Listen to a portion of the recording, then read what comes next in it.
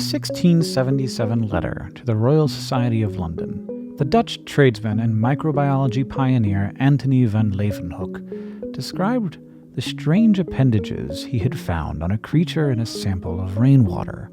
He observed that the organism was, quote, provided with divers incredibly thin little feet or little legs, which were moved very nimbly. We don't know exactly what organism he was describing, just that it was some sort of ciliated protozoan. But this letter is important because the little legs he was describing constitute one of the earliest descriptions of a cellular organelle. Leeuwenhoek was referring to cilia. The name would be bestowed in 1786 by Otto Muller, who took inspiration from the word cilium, which translates to eyelash in Latin. Today we know that cilia are a bundle of microtubules, and that the synchronized beating of motile cilia can create currents in the water. We can often see cilia in action, waving around along the edges of a single-cell eukaryote as they move around, or even crowning more complex organisms, like rotifers, to help them gather food. So sometimes cilia are a way to move around, and sometimes they're a way to eat, and sometimes they are both. But sometimes they let an organism lead the most ideal lifestyle of all, one where you just hang out and let the food come to you. One group of ciliates that manages to strive toward that ideal are the Peritrich Ciliates, a diverse group of protists that contain around 1,000 species, that number making up about 1/7 of all ciliates we currently know about. Peritrich ciliates are characterized by their vase-like shape, or, depending on where you're from, vase-like shape, which opens into an enlarged mouth-like structure called the peristome that is lined with what else? Cilia. One of the most well-studied Peritrich ciliates are Vorticella, whose cilia you can see waving around here. Their peristomes are lined with 2 bands of cilia, one to generate water currents and to draw food towards their mouthy thing, and another to filter through the particles.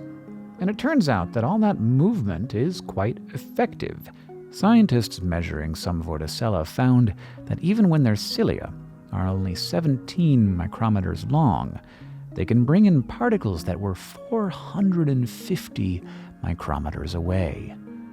Imagine if there were a delicious snack 50 feet away from you, and all you had to do was wave your arms in the air. Vorticella truly living the dream. We featured Vorticella on a recent episode where we followed them in real time as they dealt with rude neighbors and other little microcosmic things.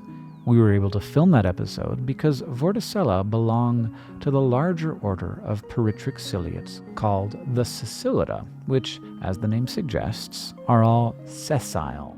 That means for most of their life, Sicilid Peritrich ciliates are found attached to other surfaces, be they rock, plant, or something else.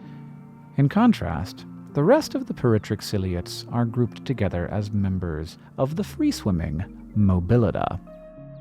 Of course, while these distinctions are useful, things are not necessarily as neat as these organisms swim and these organisms don't. Sicilid Peritrichs live their lives in one of 2 distinct forms. The dominant one, the one that defines them, is their adult sessile form, which is called the trophont stage. The trophont cecilid is attached to a surface, like the Vorticella using its long stalk to stake its place, and its body lacks any cilia, except for those distinct bands around their peristome. But in their youth, cecilid peritrichs are free swimmers, called telotrochs. In contrast to their trophont stages, these telotrochs usually don't feed, so their oral cilia are tucked away. But they do have a single band of cilia around their bodies called the trochal band, which helps them swim around until they find something to attach to. While the telotroch is generally associated with young cecilid peritrichs, A trophont can return to this stage if it needs to find a new home, like this campanella that's decided to leave its stalk and swim off somewhere new.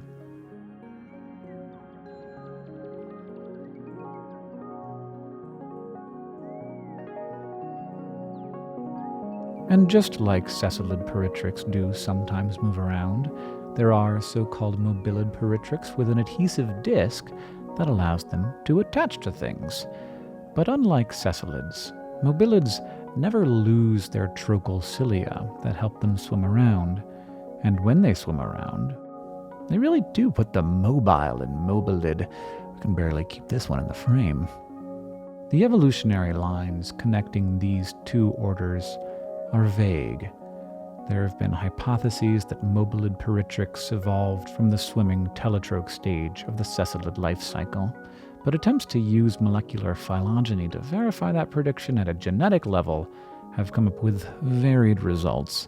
So there's a chance that these different organisms are related, but they also may be two unrelated groups of organisms who stumbled on the same ciliated oral structure through convergent evolution. Whichever order they belong to, the Peritrich Ciliates that do attach to a substrate make for an interesting study. Part of it is the way they bring their own drama to what seems like a dull, sedentary life. You might have noticed this in our real-time episode where the vorticella rapidly contracted in response to passing organisms. When this happens, a vorticella's stalk can collapse to around 20 to 40% of its original length in milliseconds, a fast movement that is followed eventually by a much slower and more chill relaxation back to full length. In his own observation of vorticella, Leeuwenhoek noted that he found this sight mightily diverting.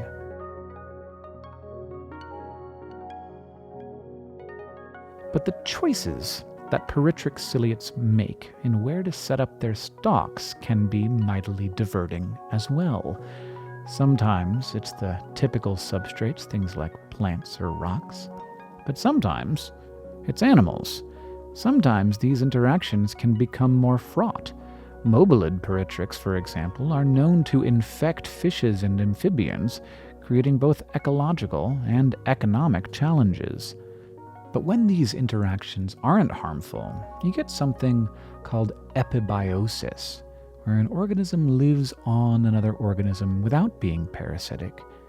And judging by the many varied animal homes that Peritrich Ciliates have chosen, they're not particularly picky. Like these ciliates that have found a place on this water flea to cozy up to. Some have been found in the gills of blue crabs, others on tardigrades and snails and pelagic diatoms and the antenna of European crayfish.